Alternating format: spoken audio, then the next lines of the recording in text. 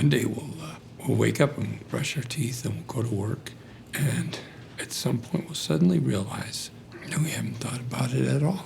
None of it. And that's when we'll know. We'll know we can forget. Hey guys, Kiwi here. Warning and spoilers for Breaking Bad, El Camino, and Better Call Saul to Season 6, Episode 9. In this video, I'll be breaking down and reviewing Episode 609. Like the video if you end up enjoying it, subscribe to the channel, and follow me on Twitter for more Better Call Saul and Breaking Bad updates. With that being said, let's jump into the breakdown.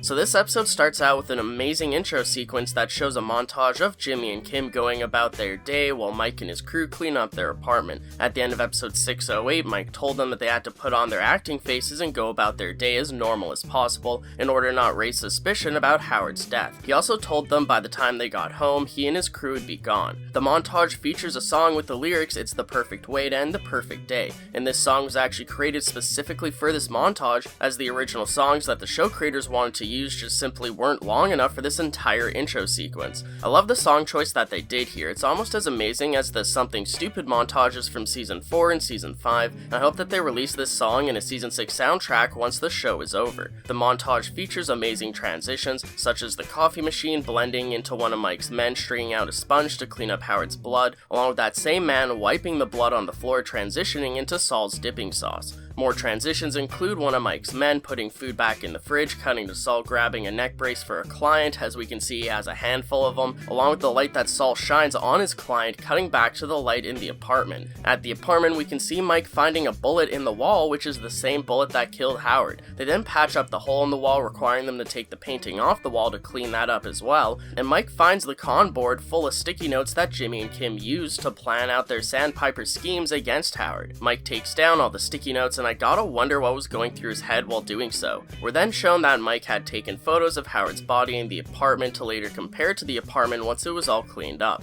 We can see that they had to change the rug on the floor, but besides that and the new fridge, they tried to keep everything else exactly the same as it was. Meanwhile, we see Kim dealing with all her pro bono clients for the day, and she does a great job putting on a fake smile. Remember that this is still the day after D-Day, with episodes 607 to 609 all happening within 24 hours, so I guess Kim had a full day of work lined up the next day after she supposedly was supposed to get back from that Santa Fe meeting that she was supposed to go to, but she didn't. We also see Saul and Francesca putting up the final touches to their office, or so they think, by having a crane put up a Saul Goodman and Associates sign. We also see that they have words on the door now instead of just a piece of paper. Saul deals with his clients for the day and meets Kim back home at the apartment, where they see that everything's been cleaned up. Even so, they end up going to a motel for the night, as they simply just don't want to be reminded of what happened in that apartment the night before. Jimmy tries quoting more of Mike's advice that Mike gave him in Season 5, but that falls on deaf ears as Kim is just stone cold lying in bed. That night, we also see Mike burning all the evidence from their cleanup in a barrel, still looking clearly displeased with how things went. Apparently, some of the scenes with the fire and sparks flying were actually played in reverse during the editing to this episode.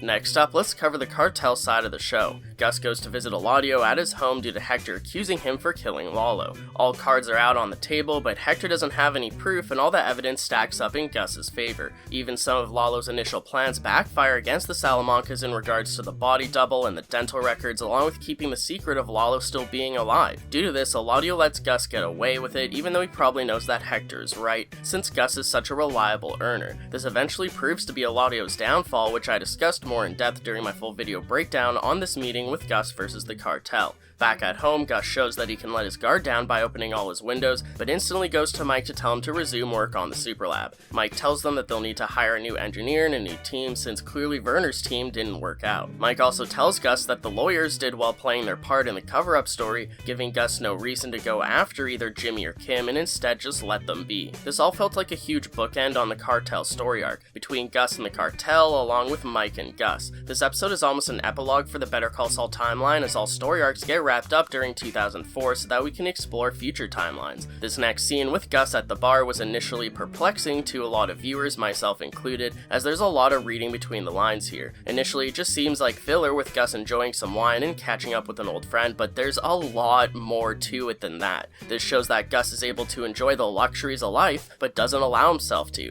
With Lalo dead and the cartel on his side, he can finally let his guard down and have a celebratory drink. But in doing so, he feels like he still can't relax, and possibly feels vulnerable in this moment. Taking care of Lala was a mere stepping stone in his ultimate plans to create the super lab and take over the cartel. He even clearly has a connection with this friend that he speaks to, but leaves before he lets himself get too close. It's possible that Gus and this friend were flirting back and forth, as they did have great chemistry together. Gus leaves because he can't allow himself to form human connections and have people close to him that he cares about due to the life that he lives. Just look at what happened to the last person that he cared about, his former partner Max. When visiting with his friend, Gus was probably genuinely smiling for the first time, but he knew it couldn't last. It's incredibly tragic and really heartbreaking. As Gus stares at his empty wine glass before he leaves, you can tell that he knows this. Then as Mike arrives back home, we see him put away his iconic Better Call Saul revolver back into a gun case that he hides in that same hiding spot under some floorboards to a closet where he hid his money from the Hector truck heist back in season 2 before Gus started laundering his money for him in season 3 and 4.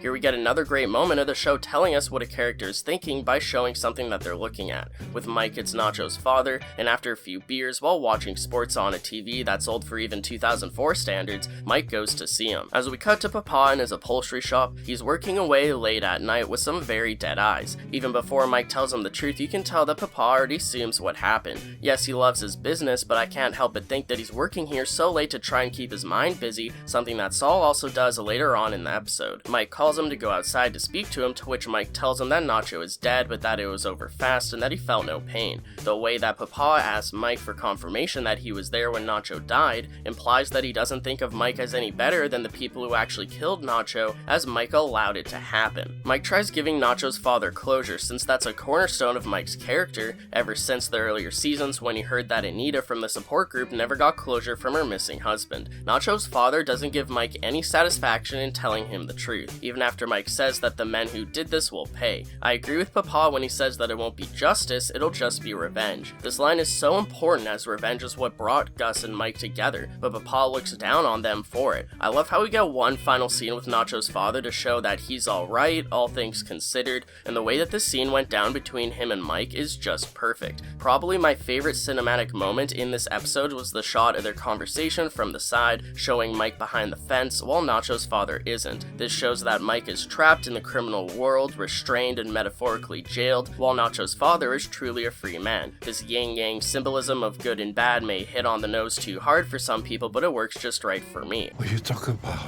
is not justice. What you talk of is revenge. Next up is Jimmy and Kim's portion of the episode. We see Jimmy and Kim are at Howard's wake, not only due to paying respects and probably feeling guilty about what happened, but also to keep up appearances with their cover story for his death. While waiting to go up the elevator from the parking lot, Jimmy mentions how they got a new trash can, which is a reference to back in the earlier seasons when he would kick that trash can due to frustration. I believe he even did it in the first episode. They got a new trash can.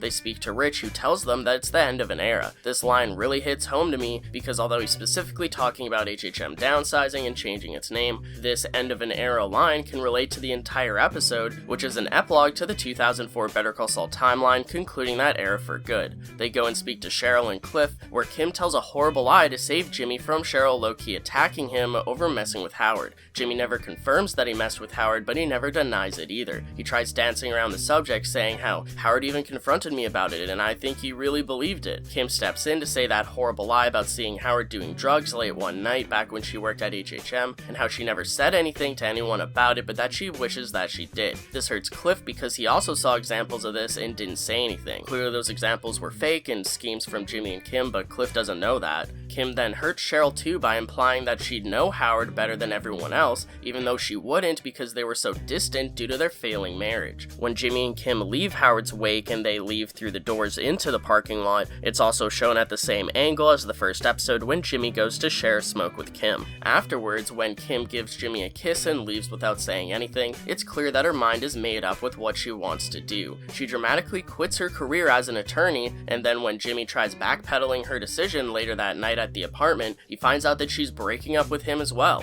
Although this was a heartbreaking scene, Kim finally realizing that she needs to get off this bad choice road is definitely good for her character. character. It crushes my heart to see Jimmy and Kim break up, but it makes perfect sense story-wise. I'll go more into this whole Kim departure situation during a video dedicated to it tomorrow, but the long and short of it is that this explains and confirms that Kim isn't in Jimmy's life during Breaking Bad, along with giving Kim an exit where she gets to survive and live the rest of her life away from Albuquerque. That's definitely a glass half full perspective on the situation, but it's how I see it. It sucks that they had to break up, and the story is just amazing here, and the actors do such a good job in a way where it really does feel like a realistic breakup. With the scene ending while we hear Kim continuing to pack up her things, the show jarringly jumps forward in time into the Breaking Bad timeline before Saul Goodman has met Walter Jesse. This shows that Kim was the last thing holding Jimmy back from becoming full-on Saul Goodman. Jimmy has lost Chuck, Howard, and now Kim. And Jimmy also pushed away the legal community due to his affiliation with criminals, so he says screw it and goes full Saul Goodman. Everyone that really knew him as Jimmy is now gone, and he has nothing holding him back and connecting him to his prior life.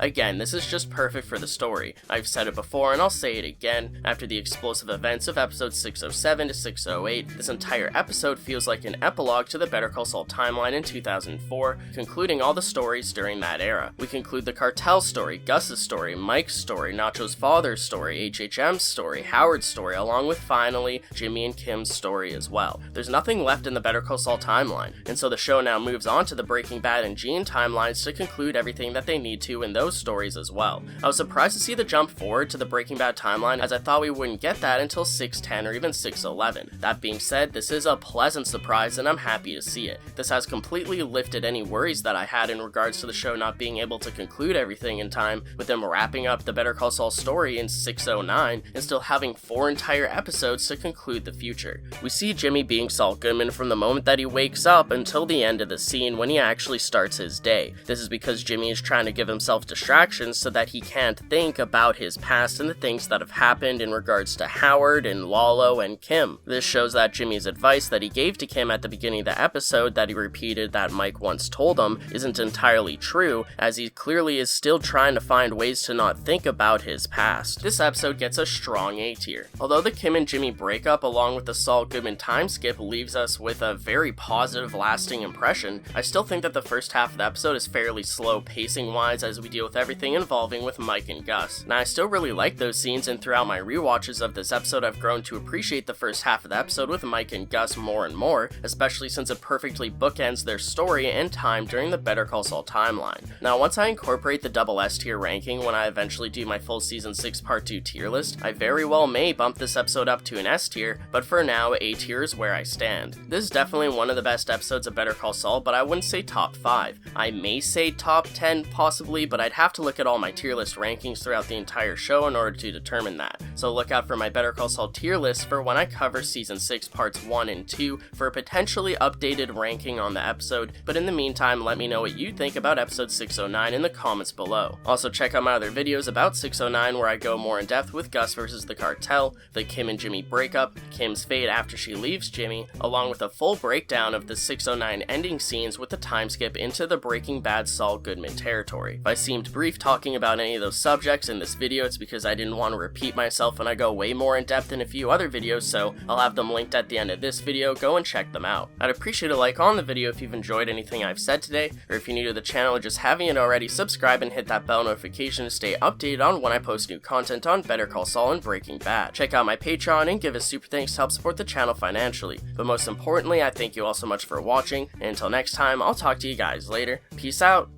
No, Kim, you make me happy. We make each other happy. How can that be bad? Hey, I love you. I love you too.